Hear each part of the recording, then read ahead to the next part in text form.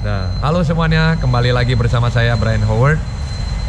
Tadi baru jawab 3 pertanyaan yang pertama ya. Sekarang saya lanjut lagi pertanyaan yang berikut ya. Jadi videonya nggak numpuk ya. Hari ini sama tanggal 13 Juli ya. 13 Juli kebetulan tadi pagi baru selesai ngelatih ya. Nah, lalu habis itu yang pertama nih ya.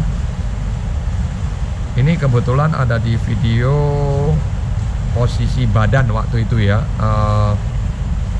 Ya, bagaimana cara mengatasi kepala diangkat saat ambil nafas ya.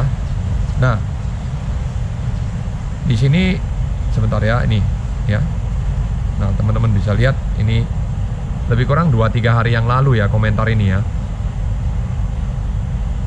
Nah, tolong dibuatkan list dong videonya, soalnya susah nyarinya.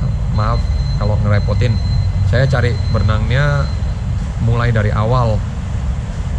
Saya yang step by step kok tidak ada ya. Saya mau belajar renang dari coach, dan soalnya saya HNP. Nah, HNP ini saya pernah baca ya. HNP ini kayak ada saraf kejepit gitu ya, kayak gitu deh. Kayak ada masalah di lumbarnya gitu ya. Jadi lumbar belakang, tulang belakang itu ada yang kayak kejepit ataupun ada yang cedera gitulah kira-kira ya. Nah, jadi kalau step by stepnya ya, kalau untuk renang itu yang paling penting adalah kaki dulu kita pelajari. Kick, hand rotation, sama swim. Jadi 3 itu. 3 pilar dasarnya itu ya. Jadi sebelum kita mulai belajar berenang ya, kita perbaiki dulu kaki, lalu rotasi tangan, hand rotation, dan swim ya. Saya boleh coba untuk kasih sedikit tutor ya di sini ya. Saya coba ya buatkan. Saya lihat di sini gelap nggak ya? Sini agak gelap ya, sorry. Tapi saya coba ya buatkan ya untuk ini ya.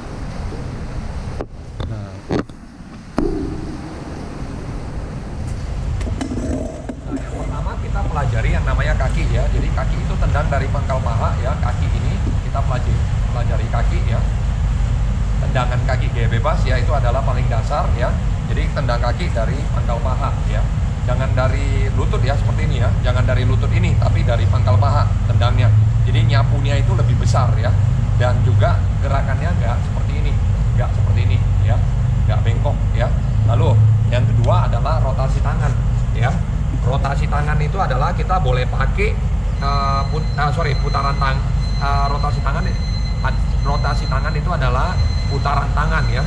Yaitu kita pelajarin tendang dari dinding kaki, tendang, kick 1, 2, 3, 4, and then catch, baru ditarik, nafas ke samping, and recovery, baru habis itu catch lagi, nafas ke samping, dan recovery. Nah, di sini kita mulai pelajari yang namanya nafas ke samping ya.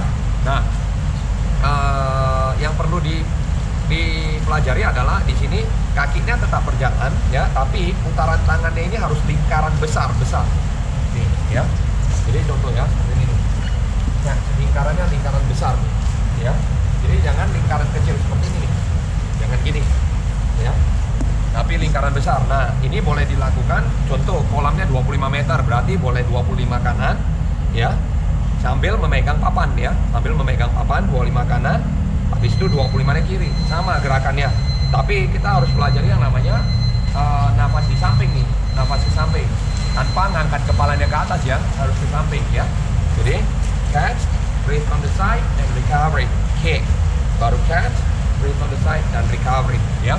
Nah, yang ketiga setelah kita pelajari yang namanya itu hand rotation, yang ketiga kita pelajari yang namanya swim ya. Jadi bentuknya huruf Y seperti ini ya. Huruf Y, kaki, kick, and catch. 1, kick, and catch. 2, kick, and catch. 3, kick, and catch. 4 ya.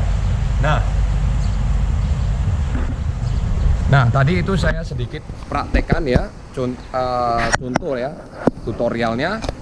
Kalau di dalam airnya saya rasa ada beberapa kali, nanti saya coba akan buatkan ya, dan akan upload lagi videonya.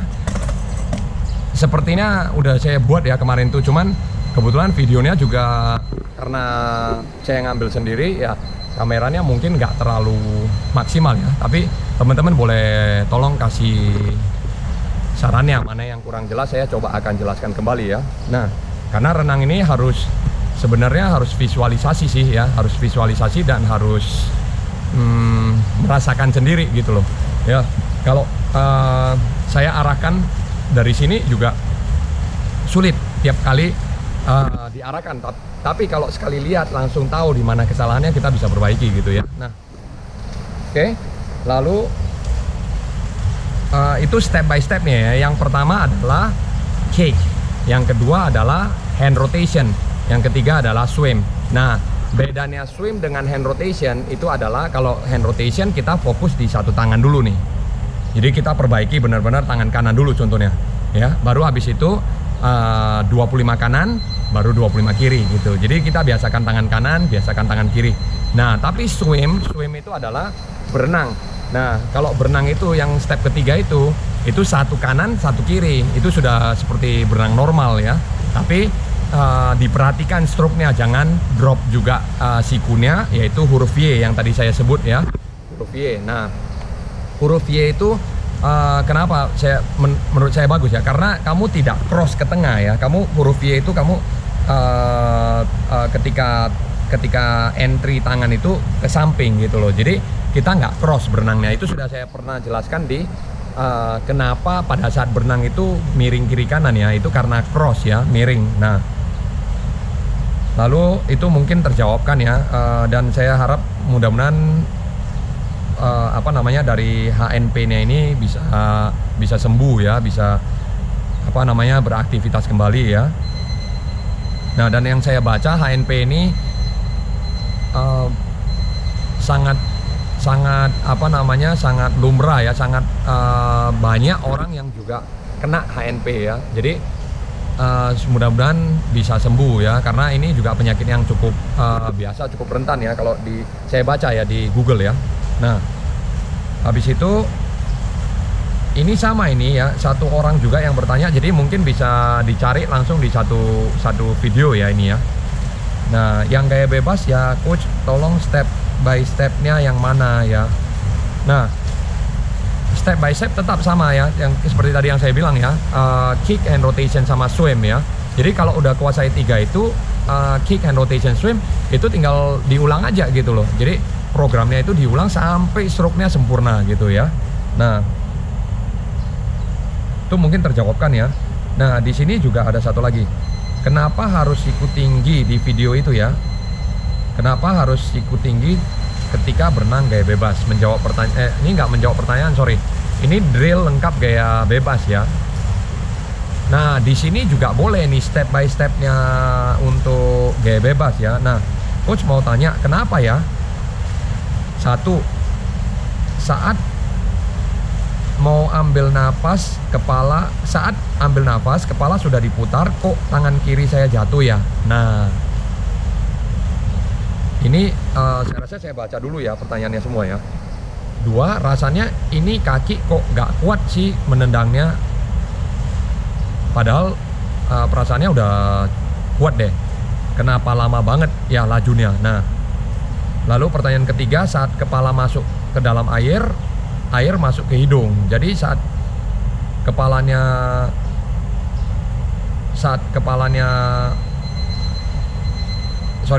ini apa ini? Saat kepala masuk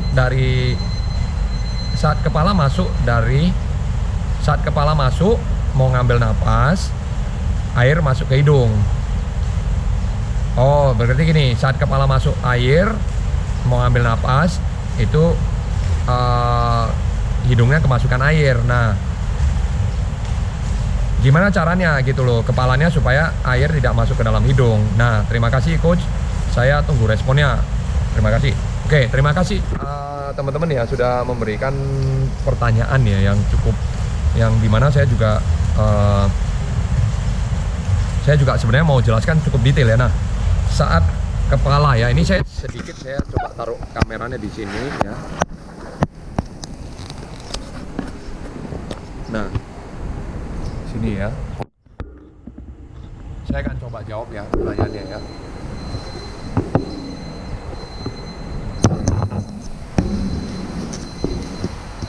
Nah, di sini saat mau ambil nafas, kepala sudah diputar kok, tangan kiri jadi satu ya.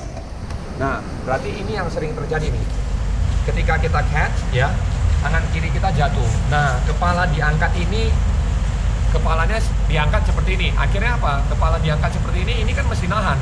Jadi tangan kirinya otomatis mau nggak mau itu kayak gini jadinya. Ya, karena apa? Karena kita mau ngangkat kepala. Nah, itu saran saya supaya apa?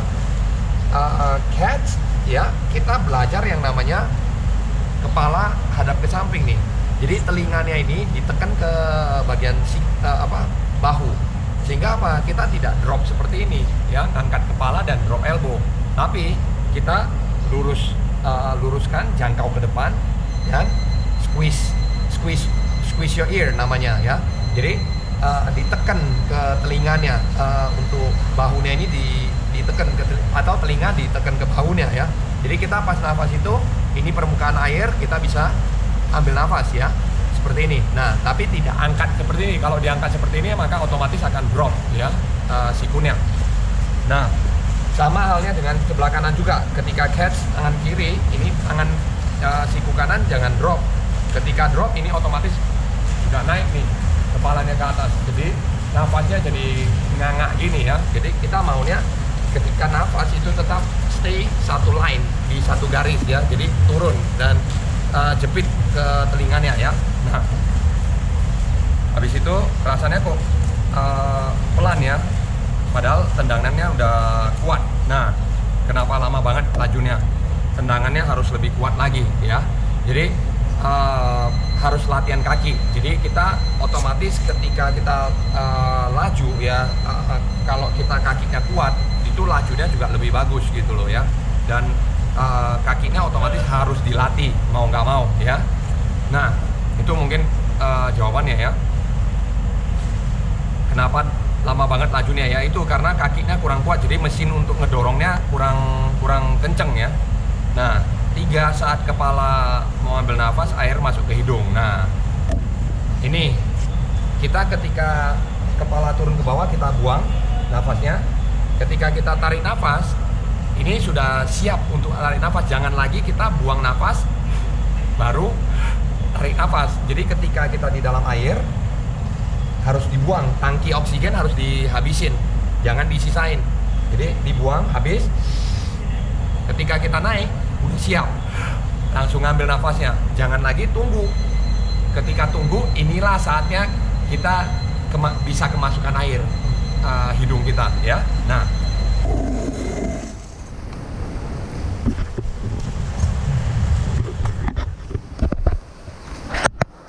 oke, jadi mungkin itu terjawabkan ya teman-teman dari pertanyaannya ya. Oke, jadi ini ada satu orang tadi yang 3 pertanyaan itu yang saya jawab, mudah-mudahan terbantukan ya. Nah, lalu satu juga sebelum sebelum melakukan contoh kick, hand rotation dan swim, itu juga pelajari yang namanya underwater breathing, yaitu ambil nafas dari mulut, buangnya dari hidung. Ya. Jadi terbiasa sehingga kita sistemnya jadi di dalam air pernafasannya jadi bagus ya, jadi terbiasa dengan hal itu. Jadi jangan juga kita belum pelajari yang namanya underwater breathing tapi udah mau belajar, udah mau berenang gitu loh. Nah, jadi satu persatu underwater breathing dulu, setelah itu kita pelajari yang namanya wall kick. Wall kick itu di dinding. Jadi kita perbaiki sambil perbaiki kakinya. Setelah itu kita baru mulai masuk ke pegang papan, lalu tendang. Nah, itu pun harus diperhatikan ketika kita baru pertama kali belajar berenang, papannya itu yang kita pegang adalah belakangnya atau kita sebut sering pantatnya yang kita pegang. Gitu loh. Jadi lurus kita tangannya. Jadi tanpa ada gangguan papan di bawah lengan ini ya, di bawah lengan kita ini ada papan. Sebetulnya di sini, sorry.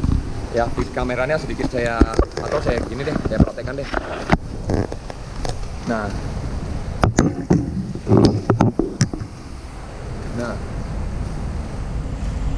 contoh ini papannya ya. Contoh ini papannya. Jadi kita pegang papannya itu kita pegangan papan itu lurus panjang ke depan seperti ini nih, ya. Tidak seperti ini, ya. Kadang kita pegang papan, kita suka langsung pegang gini nih, ya. Ini kan hambat kita punya posisi kepala dan hambat kita punya posisi gerakan, ya. Jadi saya lebih sarankan untuk yang pemula yang baru mulai berenang ataupun baru mulai belajar itu lurus. Jadi panjangin papannya ke depan seperti ini untuk melatih gerakan kaki, ya.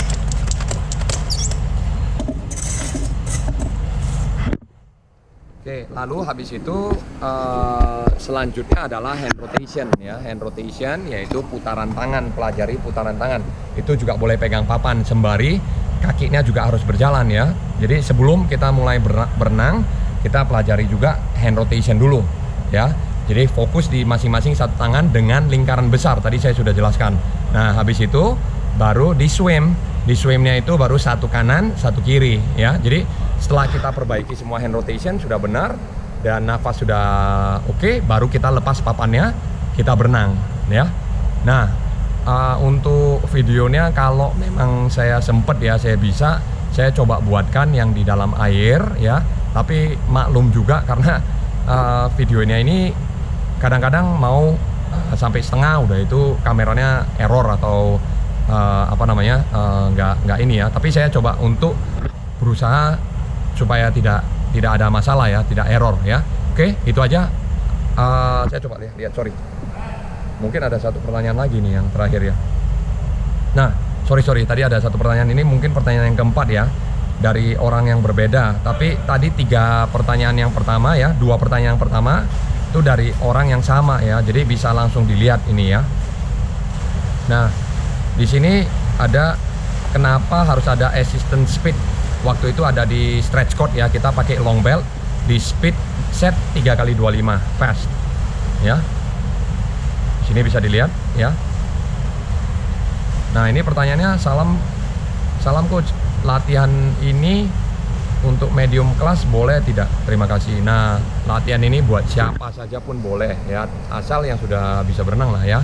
Nah, lalu untuk supaya apa, mereka terbiasa dengan speed, ya, yaitu memori otot dan memori otaknya sudah tahu nih, paham nih, ketika mereka speed rate-nya harus sekenceng-kencengnya, mereka udah bisa ada rasanya, ada feelingnya, udah bisa ngatur gitu loh, ya. Nah, untuk medium class boleh untuk anak-anak yang umur 11 tahun, 12 tahun, 13 tahun itu sudah boleh sih dikenalkan yang namanya long belt, ya. Ya, selama mereka sudah bisa berenang, ya. Jangan juga orang-orang yang belum bisa berenang tapi dipaksain juga gitu loh, ya. Nah, jadi berikutnya itu aja sih, ya, saya rasa, ya. Nah, itu aja video kali ini. Jangan lupa berikan kritik dan saran di kolom komentar. Mohon maaf kalau saya telat upload videonya, dan saya akan coba untuk ngupload beberapa video. Ada 7 video lagi seperti ini atau 6 video lagi yang untuk program latihan renang, ya. Jadi teman-teman bisa ngambil contohnya di sana. Oke, itu aja. Saya Brian Howard, sampai jumpa di video berikutnya. Jangan lupa berikan kritik dan saran di kolom komentarnya, ya. Oke, dah.